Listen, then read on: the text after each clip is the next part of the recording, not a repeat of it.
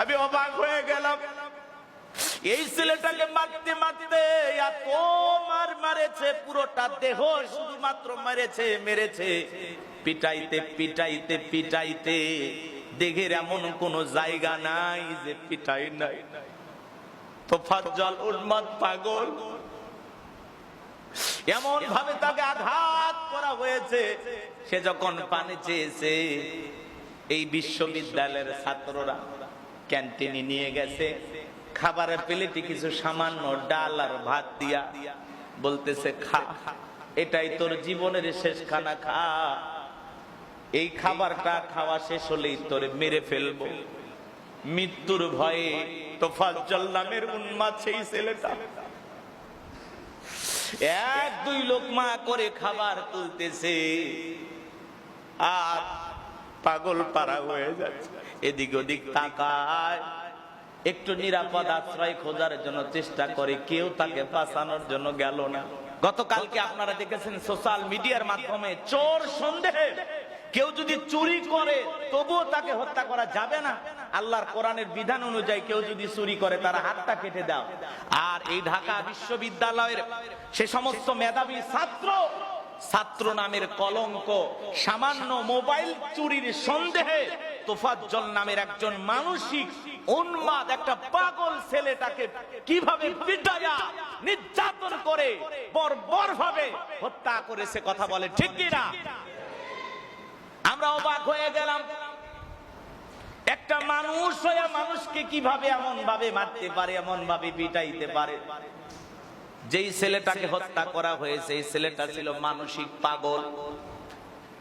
ঢাকা বিশ্ববিদ্যালয়ের সে সমস্ত মেধাবী ছাত্ররা, ছাত্র নামের কলঙ্ক, এরা যদি শিক্ষিত হয় এরা সমাজের যেই জায়গায় যাবে এদের মতো শিক্ষিত ছাত্ররাই হবে ঘুষখোর, কথা বলে ঠিক কিনা? যারা মানুষের প্রতি সামান্য মায়া দয়া দেখাইতে পারে না। মোবাইল চুরির সন্দেহে এই তোফাজ্জল নামের যেই ছেলেটাকে হত্যা করা হয়েছে, যার জীবনের করুণ পরিণতি সড়ক দুর্ঘটনায় অনেক বছর আগে তিনি বাবাকে হারিয়েছেন, মাকে হারিয়েছেন। গত 23 সালে তার ভাই পুলিশের চাকরি করত, সেই লিভার ক্যান্সারে আক্রান্ত হয়ে মারা গেছে।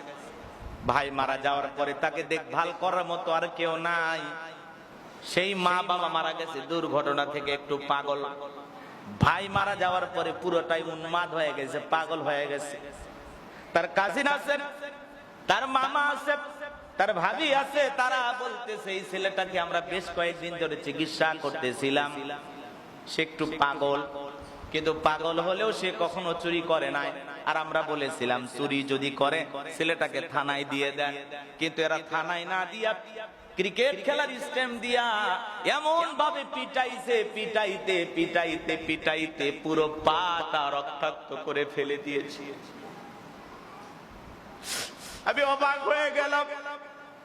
এই ছেলেটাকে মারতে মারতে এত মেরেছে, পুরোটা দেহ শুধুমাত্র মেরেছে, পিটাইতে পিটাইতে পিটাইতে দেহের এমন কোন জায়গা নাই যে পিটাই নাই। তোফাজ্জল উন্মাদ পাগল, এমন ভাবে তাকে আঘাত করা হয়েছে। সে যখন পানি চেয়েছে, এই বিশ্ববিদ্যালয়ের ছাত্ররা ক্যান্টিনে নিয়ে গেছে, খাবারের প্লেটে কিছু সামান্য ডাল আর ভাত দিয়া বলতেছে খা, এটাই তোর জীবনের শেষ খানা, খা। এই খাবারটা খাওয়া শেষ হলেই তোরে মেরে ফেলবো। মৃত্যুর ভয়ে তোফাজ্জল নামের উন্মাদ সেই ছেলেটা এক দুই লোকমা করে খাবার তুলতেছে আর পাগল পারা হয়ে যাচ্ছে। এদিক ওদিক তাকায়, একটু নিরাপদ আশ্রয় খোঁজার জন্য চেষ্টা করে, কেউ তাকে বাঁচানোর জন্য গেল না। খাবার টেবিলে বসাইয়া ডাল ভর্তা দিয়া ভাত খাওয়াইয়া কেমনে পারলা গো, কেমনে পারলা এই ছেলেটাকে মারতে?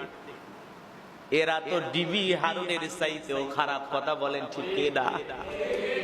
ডিবি হারুনা মানুষকে পিটাইতো, আবার খাবারের ছবি তুইলা ফেসবুকে ছাড়তো, পরে আবার তাদেরকে জ্যান্ত পাওয়া যাইতো। ডিবি হারুনের ভাতের হোটেল থেকে মানুষ জ্যান্ত ফিরে আসতো।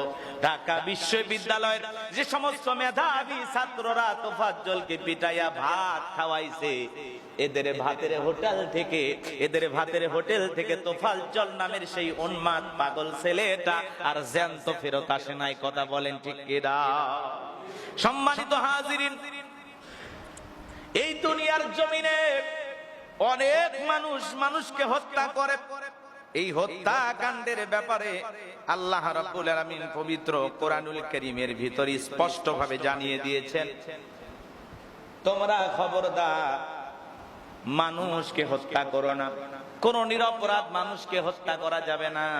আল্লাহ তাআলা বলেন, মান কাতালা নাফসাম বিগাইরি নাফসিন আও ফাসাদিন ফিল আরদি ফাকান্নামা কাতালান নাসা জামিআ। যদি কেউ একজন নিরপরাধ মানুষকে হত্যা করে, যে সে যেন তামাম পৃথিবীর মানুষকে হত্যা করলো। আর যদি কেউ একজন নিরপরাধ মানুষকে বাঁচিয়ে দেয়, সে যেন তামাম পৃথিবীর মানুষকে বাঁচিয়ে দিল। এই জন্য আল্লাহ রাব্বুল আলামিন বলেন, ওয়ালা তাকতুলু আনফুসাকুম ইন্নাল্লাহা কানা বিকুম রহিমা। খবরদার একে অপরকে তোমরা হত্যা করো না, আল্লাহ তাআলা তোমাদের প্রতি দয়ালু। আজকে মানুষকে এমন ভাবে পিটাইয়া হত্যা করেছে, আপনি এই ভিডিও দেখে তামাম পৃথিবীর মানুষ কাঁদতেছে। নিজের চোখের পানিটাকে আপনি কন্ট্রোল করতে পারবেন না। মানুষ কিভাবে পিটাইছে। দুইটা হাতের ভিতরে ক্রিকেটের স্টেম্প ঢুকা দিয়া, আরে তার উপরে দুইজন দুই পাশ থেকে চড়েছে, হাতের ভিতরে ওই লাঠিটা ঢুকে দিয়া সেই হাতের তালুর উপরে দুই হাত এরকম বেঁধে এর মাঝখান দিয়া সেই স্টেমটা ঢুকে দেওয়ার পরে দুইজন আবার দুই পাশে উঠা মানে দোল খাইতেছে, দোলনার মতো দোল খাইতেছে, এমন ভাবে পিটাইছে ছেলেটা আউ মাউ করে কান্না করতেছে, আহাজারি করতেছে। পাছানোর কেউ না, আশেপাশে সব সেলফি তুলছে, ভিডিও করতেছে। এরা মানুষ না, যারা এইভাবে পশুর মতো একজন মানুষকে পিটায় মারতে পারে, এরাও মানব রূপী জানোয়ার, এদের বিচার হওয়া দরকার। আব্রাহার ফাহাদকে পিটিয়ে মেরেছিল, তোফাজ্জলকে পিটিয়ে মারলো। এই বিচার বহির্ভূত হত্যাকাণ্ড বাংলাদেশে আমরা দেখতে চাই না। যারা এই হত্যাকাণ্ডের সাথে জড়িত প্রত্যেকটা ছাত্রর মৃত্যুদণ্ড নিশ্চিত করতে হবে, সবগুলোকে ফাঁসি দিয়ে মারতে হবে। বেটা মোবাইল চুরির অজুহাতে, চোর সন্দেহে এইভাবে গণপিটুনি দিয়ে মানুষ মারবা? তোমরা ছাত্র, তোমরা শিক্ষিত নামের মাস্তান ক্যাডার। কেউ বলতেছে এরা ছাত্রলীগ না কোন লীগ, এগুলো আমরা জানতে চাই না। যারা এই হত্যাকাণ্ডের সাথে জড়িত, ভিডিও ফুটেজ আছে, দেখা যারা সত্যি এই হত্যাকাণ্ডের সাথে জড়িত, এদের দৃষ্টান্তমূলক শাস্তি আমরা চাই।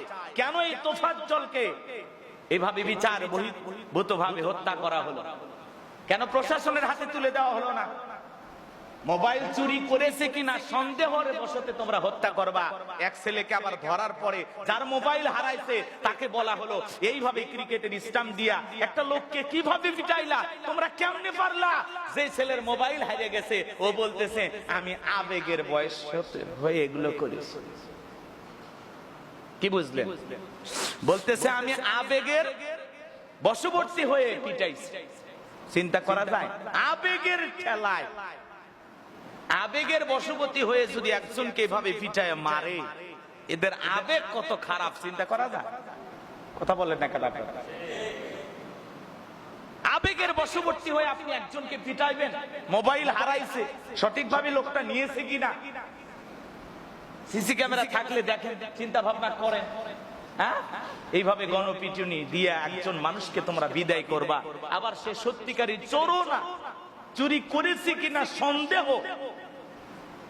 আরে এইভাবে মানুষ হয়ে মানুষকে পিটায়, আবার তারে ডাল ভাত খাওয়াইতেছে, সেই ছবি ফেসবুকে দিয়েছো যে মরার আগে খাইতে দিয়েছো।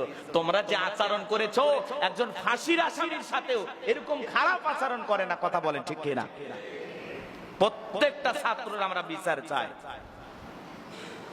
এই বিচার বহির্ভূত হত্যাকাণ্ড বাংলাদেশে আমরা দেখতে চাই না। আব্রাহার মতো, তোফাজ্জলের মতো বারবার ইতিহাস বাংলাদেশে তৈরি হোক, এটা আমরা চাই না। কথা বলে ঠিক কিনা? আল্লাহর কোরআনের ফয়সালা অনুযায়ী যদি বিচার করা হতো, বাংলাদেশে এইভাবে একজনকে পিটাইয়া হত্যা করবে এই দুঃসাহস তার কলিজায় জন্ম হতো না। কথা বলে ঠিক কিনা?